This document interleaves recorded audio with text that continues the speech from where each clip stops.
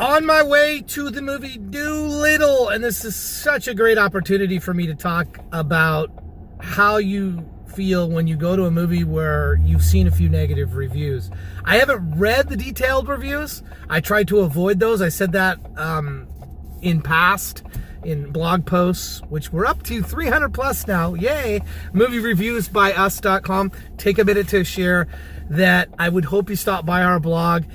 Readership is increasing every single day, every single week. It's getting busier and busier. So thank you to all those wonderful readers.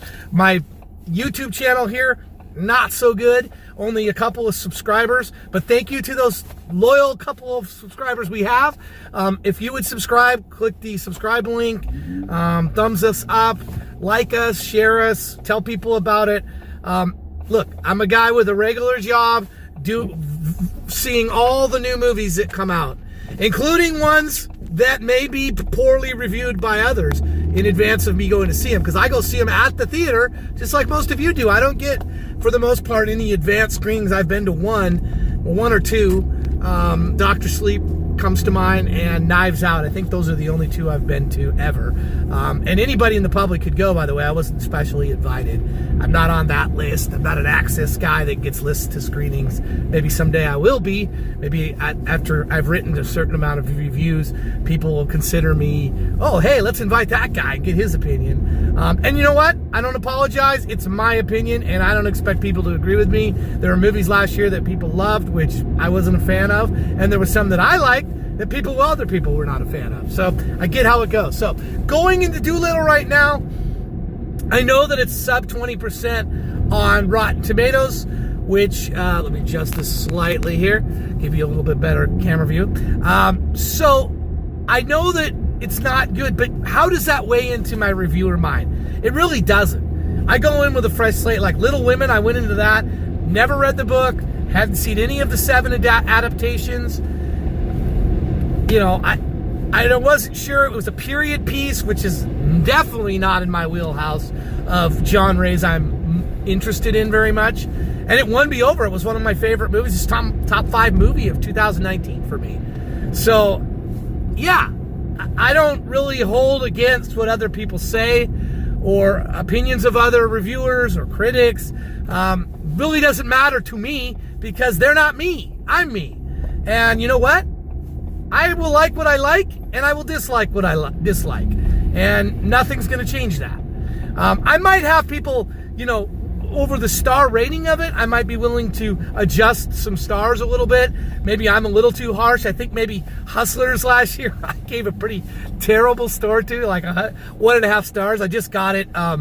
It was one of the free movies I got, free digital copy. So I think I'm going to watch it again at some point, give it another chance, and see if maybe I was a little harsh on it. Maybe it was a little better than 1.5 stars. Ad Astra is another movie which I just thought was god awful. I don't know that I can sit through it again, so I won't, but maybe I was a little too harsh on that. So there are movies where I'm willing to look at or rewatch, and I might change the star rating of. The big issue to me is whether or not it's recommended or not. And to date, I've never said this is recommended and then change my mind and said it's not recommended, or vice versa. So that to me is almost really what matters from our reviews, is whether or not I say go see it in the theater, wait for it on streaming, or skip it altogether. I don't think that opinion's going to change much over time, but you never know, and I'm open to that. So I realize ratings they're very subjective, and you should as well. So I'm going into Doolittle right now. What can I tell you about Dr. Doolittle, except I know he speaks to animals? I'm more interested in Robert Downey Jr. than the movie itself, to be honest, because the whole talking to animals thing is okay. Do the animals talk back? From my memory of the past shows, no. It's only he understands them, Dr. Doolittle, and he can speak to them and they understand him. I believe that's the gist of it. So Robert Downey Jr. has been in just some of my all-time favorite movies. So I'm sort of really looking forward to seeing what he does outside of the Iron Man role, which is primarily his game the last few years. The movie starts here shortly. Starts at noon. I'm just rolling into the theater right now at noon. So we'll see. We'll see how it goes. I got to get my popcorn, which is another part of what I look forward to with movies, is get my popcorn. Seeing, what it's like in the new movie, and have an open mind, which I always try to have, even if a movie has bad reviews or I think it's going to be awful.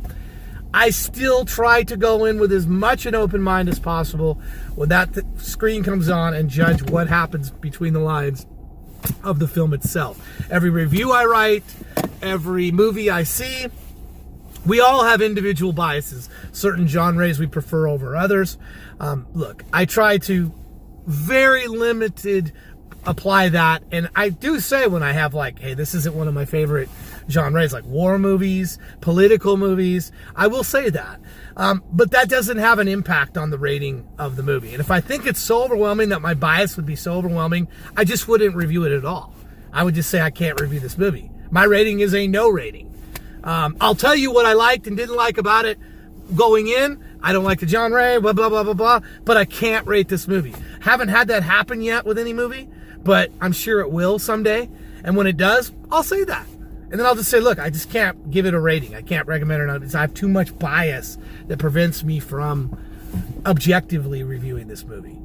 Haven't had that happen yet. About the closest I can come to, the only movie that hasn't been reviewed would be the Six Underground, the Michael Bay movie. I couldn't watch it.